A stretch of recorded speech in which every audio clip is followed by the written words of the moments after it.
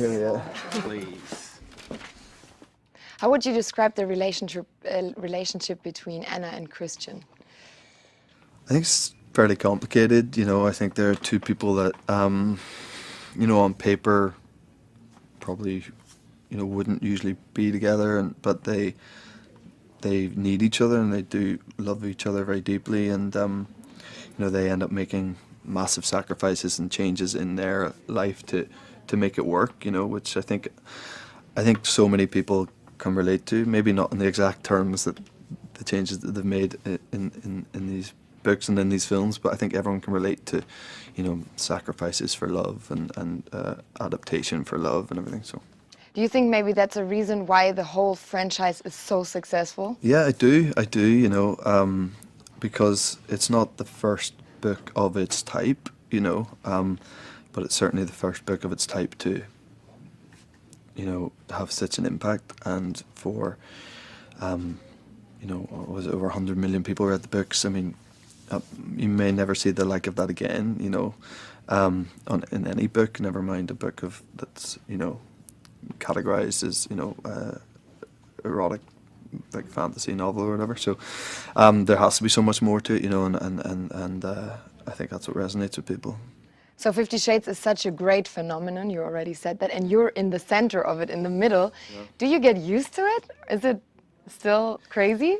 No, because it's the only times you feel that you're at the center of it in a weird way are days like this, or when your premieres and all the focus is on that, and you see all the fans and how much it means to them and all that. I think that's when you're like, oh, this is a big thing. It means a lot to a lot of people, and you feel very much at the center of it. You obviously feel part of it all the time, and that you wear that and you carry that with you.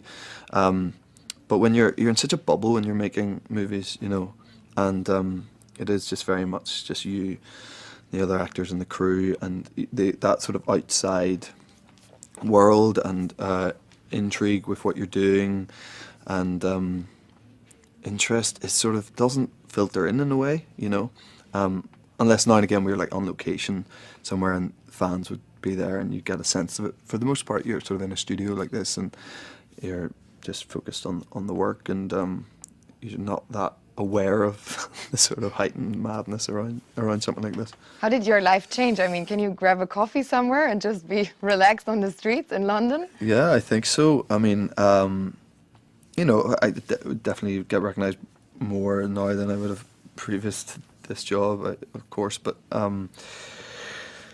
I don't, it hasn't had that much of effect. I think there's people who get it a lot worse, and we sort of made a point of moving out of London now, so we're out in the countryside, sort of in the middle of nowhere, and that definitely helps. I think you can go seeking it a bit more. I'm not saying that if you live in London you're seeking any kind of like recognition, but it's definitely easier if you're not there.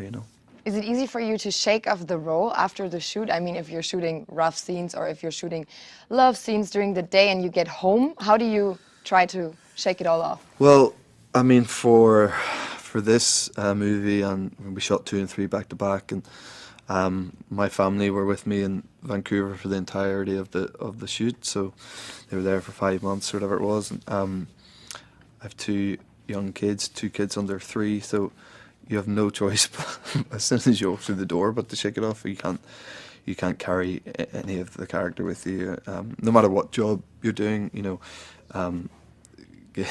Kids don't allow you to be anything but dad, and that's a brilliant thing, and it's actually really beneficial in helping you just leave the work behind and pick it up again the next day. So how was shooting again with Dakota, second time? Was it easier? How was the chemistry between you both?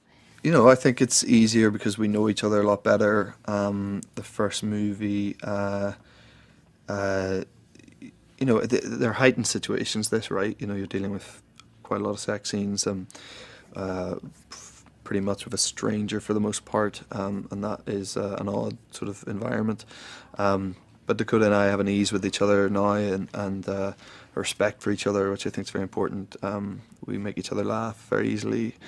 Again, I think that's very important when you're trying to get through days like that, where it's so sort of heightened and at times feels very surreal.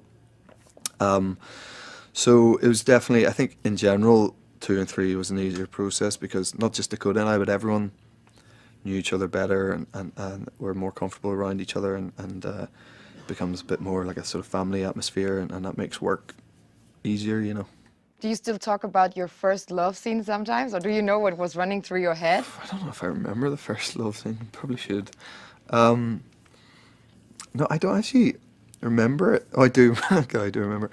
We were sort of eased into it quite gently. The first one, you know, we didn't do anything too extreme on day one. So we purposely left most of that to the end of the shoot in the first movie so that Dakota and I had time to sort of get to know each other better and feel more comfortable around each other. So I think that was sort of important, you know.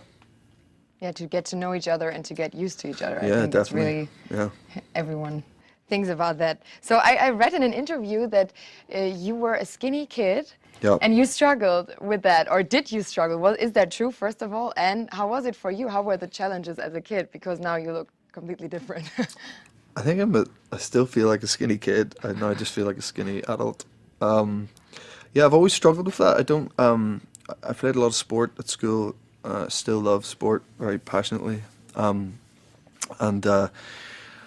I played a lot of rugby at school, and I was never. I sort of loved it and did all right at it, but always just wasn't sort of big enough. And I think that does have quite an effect on you mentally, you know. And it means that you sort of are always striving to sort of prove people wrong, I think, in that kind of world. But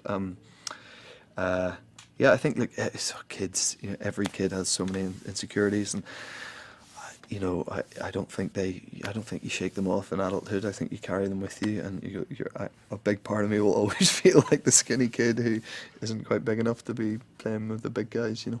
But you do. Obviously, you are. Well. So you made a big transition from your modeling career to your acting career. What were the challenges? I mean, it worked out really well. It's worked out okay so far, I think, but that could all change any moment. I'm always fearful of that or mindful of that. I never wanted to be a model, really. Something I sort of felt like the right thing to do at the time and sort of guided down a path to an extent, and I needed to be guided down it because I wasn't going to take it myself, I don't think. But without that, if I hadn't gone down that path, I never probably would have ended up here, ended up acting.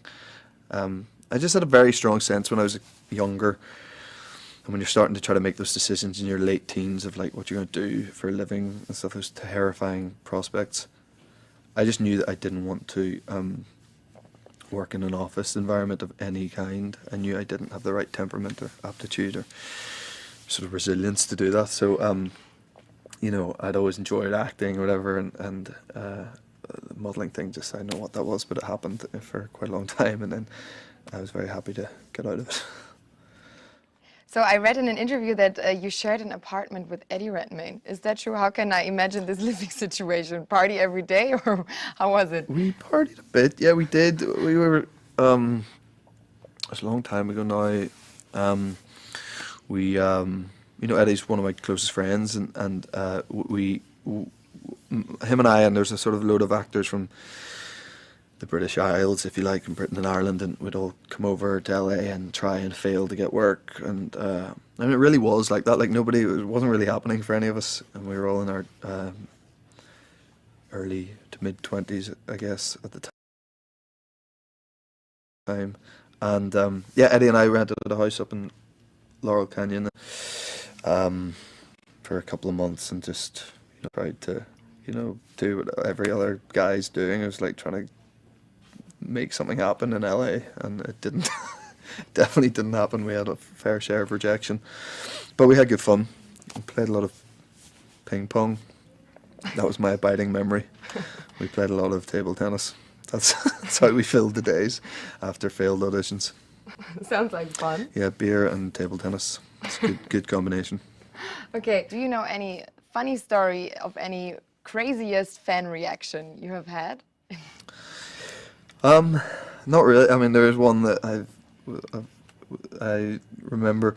I was in what I call a lift, and people in the States probably call it an elevator. I don't know what you call it in Germany. What do you call it, an elevator or a lift?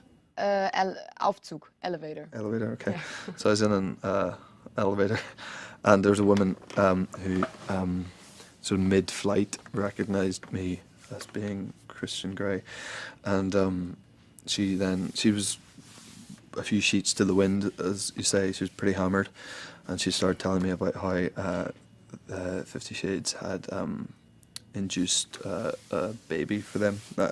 Not induced, like she wasn't in labour and then read it and went into labour, but like they, as a result of reading the book, her and her partner started to have far more sex, and they got a baby out of it. And they could, she said, I mean, she was hammered, but I think she said that they couldn't have children before or something. So that's quite a positive, nice fan reaction.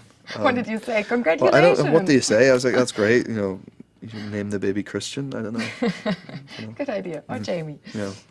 So, yeah, how did this fame affect your personal life? What did change for you? I mean, you said you moved to the countryside, and how did your family and your closest family react?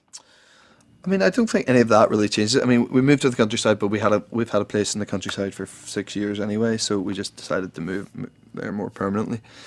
You know, on the personal side of things, like nothing really changes. You know, my family are the same. I've had the same group of mates since I was a very young kid, and that they really don't care about what I do for a living. It doesn't interest them at all.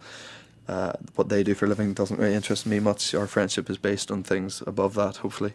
So everything just sort of goes on regardless. I think they get freaked out if guys have grown up with me when there's people recognise me and stuff. They don't enjoy that. I don't enjoy it either. But I think they find that very sort of alien because it's so far from what we would have known growing up. You know, unless you grew up somewhere weird like LA, you probably aren't sort of used to that kind of thing. You know.